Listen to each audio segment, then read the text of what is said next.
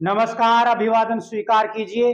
आप जहां भी रहें सुरक्षित रहें और स्वस्थ रहें, क्योंकि मैं आपको बता दूं 2025 का साल ये लापरवाहियों का साल, ये 2025 मौतों का साल साबित होता जा रहा है। मैं आपको बता दूं जो अभी ताजा घटना हुई, पहले उसकी बात करते हैं। एक 30 साल पुराना ब्रिज जिसके ऊपर भीड़ उमड़ती है और नीचे इंद्रायणी नदी पूरे रौद्र रूप में बह रही थी।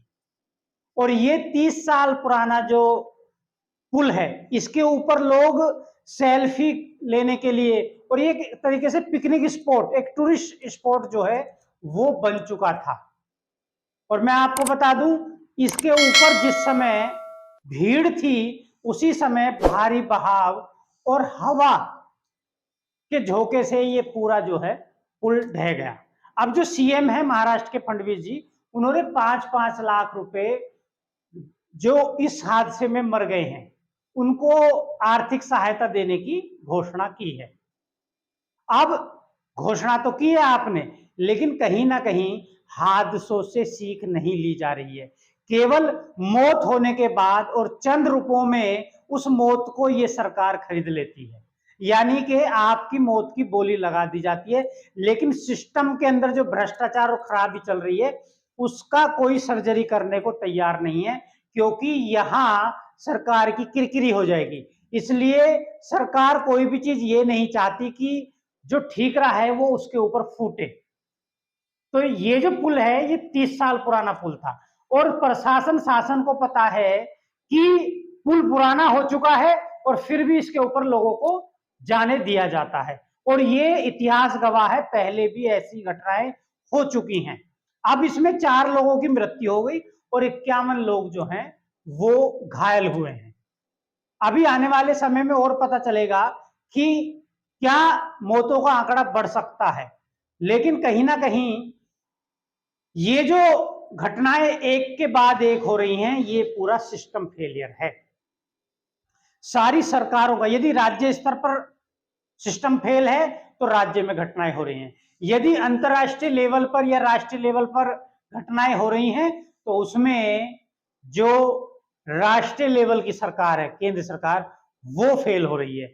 यानी कि इंद्रायणी नदी के ऊपर भीड़ इकट्ठी होती जाती है और नीचे तेज बहाव है, ना वहां कोई प्रशासन देखने वाला, ना कोई ये पूछने वाला कि क्या इतनी भीड़ से क्या होने वाला है। और मैं ये कहने जा रहा हूं कि गैदरिंग जो है वो पुराने पुलों पर क्यों की जाती है।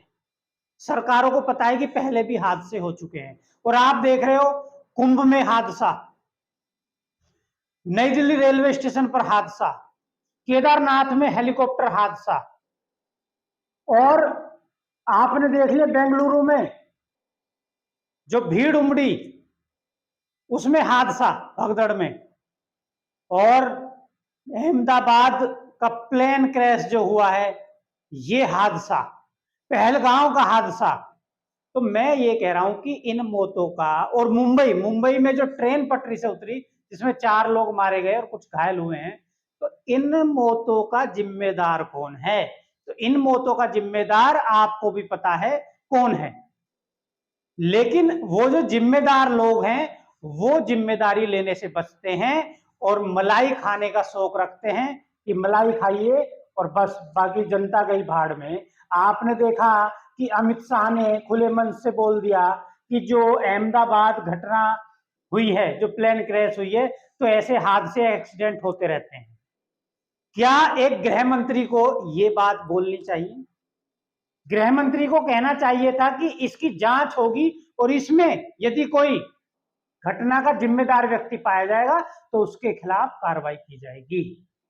और मैं आपको बता दूं, जो अहमदाबाद एयरपोर्ट है उसकी रख रखाव और मेंटेनेंस का जो जिम्मा है वो अडानी ग्रुप का है, और एयरलाइन जो है इंडियन एयरलाइन, जो कि भारत सरकार ने बेच दी टाटा ग्रुप को, और उस एयरलाइन में इतनी शिकायतें आती रहती हैं, उसके बावजूद अनदेखी की गई, यानी कि सिस्टम के द्वारा।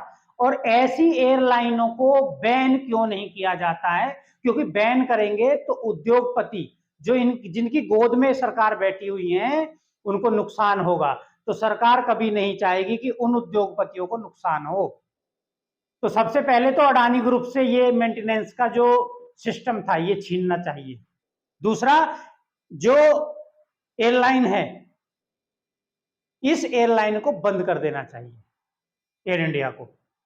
लेकिन नहीं करेंगे क्योंकि पूरा सिस्टम जो है भ्रष्ट है और आम जनता जो है वो खुली आंखों से इन लोगों के भ्रष्टाचार को देखती रहती है, आवाज नहीं उठाती है। जब तक आप आवाज नहीं उठाएंगे आप लोग ऐसे ही मरते रहेंगे, आपके आने वाली पीढ़ियां ऐसा ही दर्द सहती रहेंगी। तो सिस्टम के खिलाफ, ये जो भ्रष्ट सिस्टम हो चुका है इसके खिलाफ आवाज उठानी पड़ेगी और तब जाके आप कहीं ना कहीं आप सुरक्षित हो पाएंगे, आपके बच्चे सुरक्षित हो पाएंगे, आपके आने वाली पीढ़ियां सुरक्षित हो पाएंगी। इसलिए जाग जाइए यदि आपको जिंदा रहना है, यदि आप चाहते हैं आपके बच्चे जिंदा रहें। आप देखिए, आप घूमने जाते हैं तो भरोसा नहीं कब हादसा हो जाए। बहुत सारे अरमान और सपने लेकर लोग जाते हैं, लेकिन ये सिस्टम का फेलियर है जो उन हादसों में जो मासूम लोग हैं वो शिकार हो जाते हैं। लेकिन सिस्टम अपने ऊपर आंच नहीं आने देता है और वो चीजें कंटिन्यू रहती हैं। आपने देख लिया जो महाकुंभ में भगदड़ हुई उसमें कितने लोग मारे गए। बीबीसी के अनुसार 100 लोगों से ऊपर लोग जो है वहां मारे गए, लेकिन सिस्टम ने कम मौतों का आंकड़ा दिया।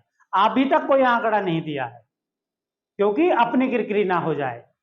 तो वहां सिस्टम की कोई गलती नहीं, किसी के खिलाफ कोई कार्रवाई नहीं की गई। फिर भगदड़ मच जाती है नई दिल्ली रेलवे स्टेशन पर, वहां कोई जिम्मेदारी नहीं।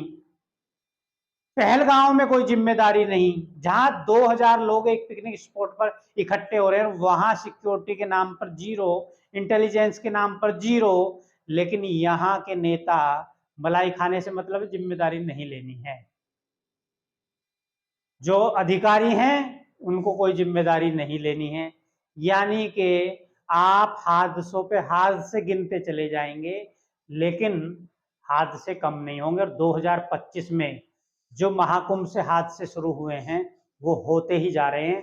ये सीधा सीधा ऐसा नहीं है कि उन लोगों की किस्मत खराब है, किस्मत खराब के कारण मारे गए। ये सिस्टम का फेलियर है।